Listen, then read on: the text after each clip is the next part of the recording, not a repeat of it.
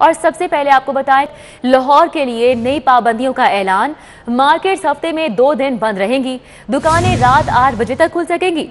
Restaurants पर indoor dining बंद, outdoor की इजाजत 10 बजे तक होगी। तो आपको बताएं कि कोरोना की चौथी लहर में शिद्दत आ रही है और इसी के पेश नज़र लाहौर के लिए नई पाबंदियों का ऐलान कर दिया गया है। मार्केट्स हफ्ते में 2 दिन बंद रहेंगी। दुकानें रात 8 बजे तक खुल सकेंगी। रेस्टोरेंट्स पर इंडोर डाइनिंग बंद, आउटडोर की इजाजत 10 बजे तक होगी। ये फैसले किए गए हैं, नए फैसले सामने आए हैं। कोरोना की चौथी लहर के पेश नज़र ये फैसले किए गए हैं। राव दिलशाद हुसैन और साथ ही साथ अली रजा हमारे साथ मौजूद हैं।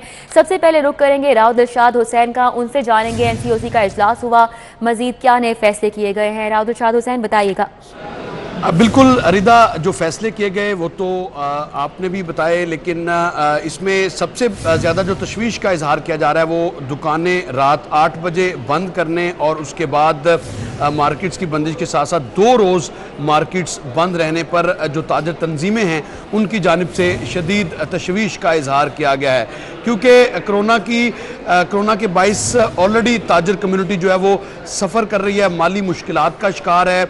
अभी हाल ही में इजाज़त दी गई थी, लेकिन उसके बाद फिर से फिर जो है वो पाबंदियों का सामना करना पड़ रहा है। तो ऐसी सूरत में अंजुमन ताजरान कायद-ए-आज़म ग्रुप की जानिब से बाकायदा सर्कुलर भी जारी किया गया है, जिसमें एनसीओसी के इस फैसले की ना सिर्फ मजम्मत की गई है बल्कि इसको कारोबार दुश्मन फैसला जो है वो कहा गया। इसी तरह से शहर की जो दीगर तंजीमें हैं, मुख्तलिफ मार्केट्स में अंजुमन ताजरान, अल पाकिस्तान अंजुमन ताजरान है, फिर अंजुमन ताजरान नई मीर ग्रुप है और दीगर ग्रुप्स की जानिब से शदीद तशवीश का इजहार किया गया है, क्योंकि ऑलरेडी सूरत हाल जो है वो कारोबार के हवाले से जो है वो इतनी बेहतर नहीं थी, जबकि अब नई पाबंदियाँ होंगी। नई पाबंदियों में रेस्टोरेंट्स के हवाले से भी जो है वो अब कदगन लगेगी और इंडोर डाइनिंग पर पाबंदी आयद होगी, जिस पर रेस्टोरेंट यूनिटी की जानिब से शदीद इस फैसले की मजम्मत की गई है, क्योंकि उनका ये कहना था कि जो वायलेशन भी नहीं करवाई जा रही और वैक्सीन के बगैर किसी को इंडोर सर्विस मुहैया भी नहीं की जा रही। इसके बावजूद एनसीओसी ने ये फैसला किया है। ताहम इस फैसले से ना सिर्फ बेरोज़गारी बढ़ेगी बल्कि कारोबार बुरी तरह मुतासिर होगा। फ़िलहाल शहर की जो 1000 से ज़ायद मार्केट्स हैं छोटी बड़ी, जिन मार्केट्स में जो होलसेल मार्केट्स हैं वो तो ऑलरेडी 8 बजे बंद होती थी, लेकिन दीगर माल रोड और इसी तरह से क्रीम ब्लॉक या लिंक रोड की जो मार्केट्स हैं, यहाँ पर एम आलम रोड की मार्केट हैं, यहाँ पर जो है वो शॉपिंग प्लाजे रात 10 बजे तक ऑपरेशन रह सकते थे, लेकिन अब एनसीओसी के इस फैसले से वहाँ पर भी जो है वो कारोबार बंद रहेगा, जबकि जो 2 रोज़ कारोबार की बंदिश है उस पर भी जो है वो ताजर बरादरी शदीद के तहफ़्फ़ुज़ात हैं। ताहम इस हवाले से मुतालबा किया गया कि नज़रसानी की जाए इस फैसले पर और कारोबार करने की इजाज़त दी जाए। SOPs की पाबंदी कराना ताजर बरादरी की जिम्मेदारी ज़रूर है, लेकिन कारोबार पर बंदिशें जो हैं वो इससे कारोबार मज़ीद मुतासिर होगा। राव दिलशाद हमारे साथ ही मौजूद रहेगा, अली रज़ा भी हमारे साथ मौजूद है, उनका रुख करते हैं। अली रज़ा, बताइएगा, रेस्टोरेंट्स पर इंडोर डाइनिंग बंद और आउटडोर की इजाज़त अब 10 बजे तक होगी, तो इन नए अहकामात पर आज से ही ज़िले इंतज़ामिया इम्प्लीमेंटेशन करवाएगी?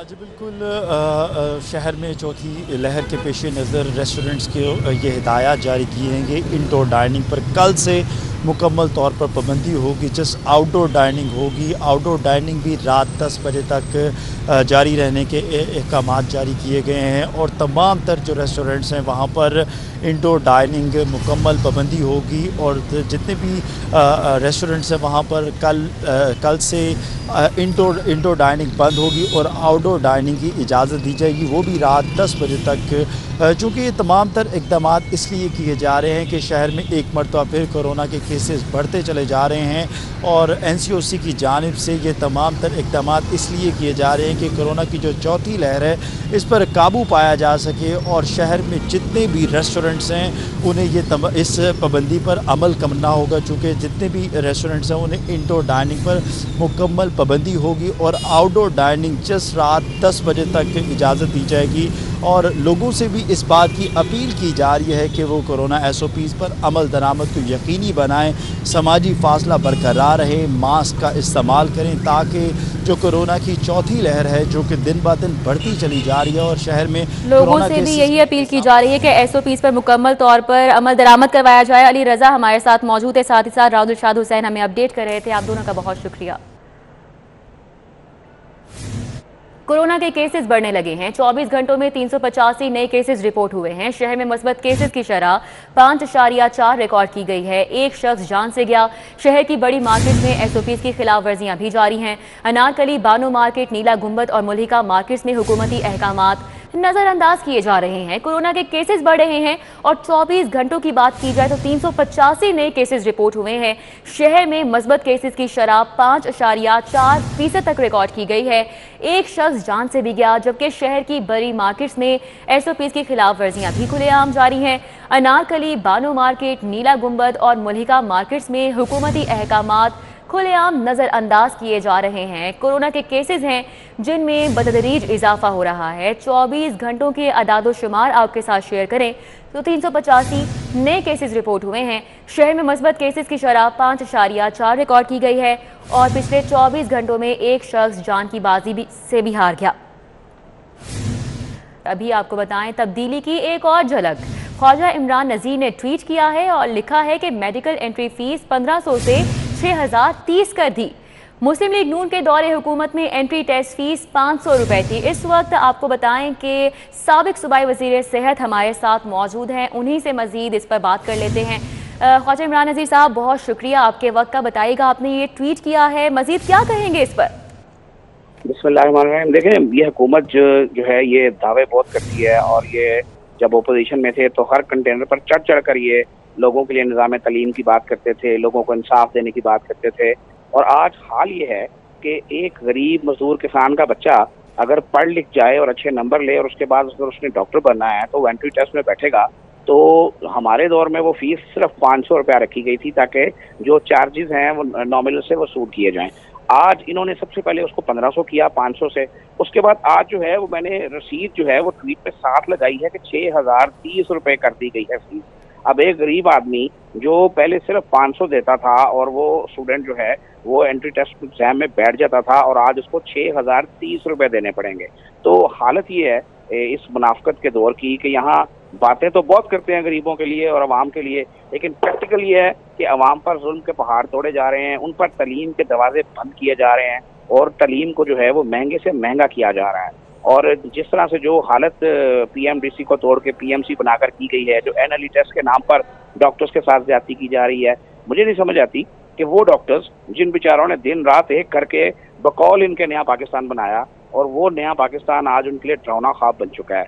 वो डॉक्टर्स जो मेडिसिन जो है वो पर्ची पर बाद में लिखते थे, PTI को वोट देने का पहले कहते थे, उन डॉक्टर्स को आज इन्होंने अपनी इन अवाम दुश्मन पॉलिसियों से इतना खिलाफ कर लिया है कि अब वो इनका नाम सुनने पर भी तैयार नहीं है। हॉस्पिटल्स में अद्वियात जो है वो नजर नहीं आती, तो इलाज नापैद हो चुका है, टेस्टों की फीसें जमीन से आसमान पर चली गई हैं। कोई एक चीज ऐसी नहीं है कि जिससे हम कोई अंदाजा कर सकें कि इन्होंने हेल्थ के मैदान में कोई काम किया। आज आप देख लें कि आप दोबारा आप लॉकडाउन की तरफ स्मार्ट लॉकडाउन की तरफ जा रहे हैं, तो अगर हम वैक्सीनेशन जो है उसकी स्पीड को तेज करते और लोगों को ज्यादा से ज्यादा वैक्सीनेट करते तो आज हमें दोबारा स्मार्ट लॉकडाउन की जरूरत ना पड़ती। तो कौन सा कोई एक सेक्टर हेल्थ का कोई ऐसा है कि जिसमें इन्होंने कोई कामयाबी दिखाई हो? ये जो सेहत इंसाफ कार्ड के नाम पे अपना कार्ड बांटते फिरते हैं, इसके ऊपर इनकी पार्टी का परचम पेंट हुआ है, वो आप लेकर किसी अस्पताल में जाएं आपको कहीं से कोई इलाज नहीं मिलेगा, लेकिन दावे फ्री इलाज के हैं। तो ये झूठ और ये मुनाफकत और ये फ्रॉड की सियासत जो है ये बंद होनी चाहिए।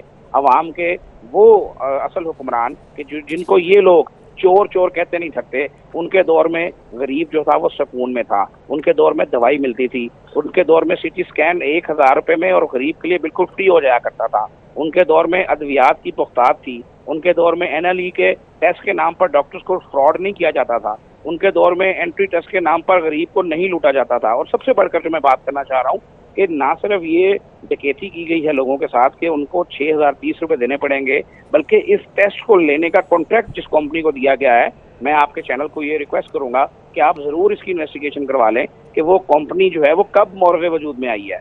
यानी लोगों को करप्शन के इल्जाम लगाते थकते नहीं जो लोग, उनकी अपनी हालत ये है कि मनपसंद कंपनी को, मनपसंद लोगों को ठेका देने के लिए कंपनी ही जो है वो उस वक्त बनी है जब इस टेंडर का जो इश्तिहार है वो अखबार में आ चुका था।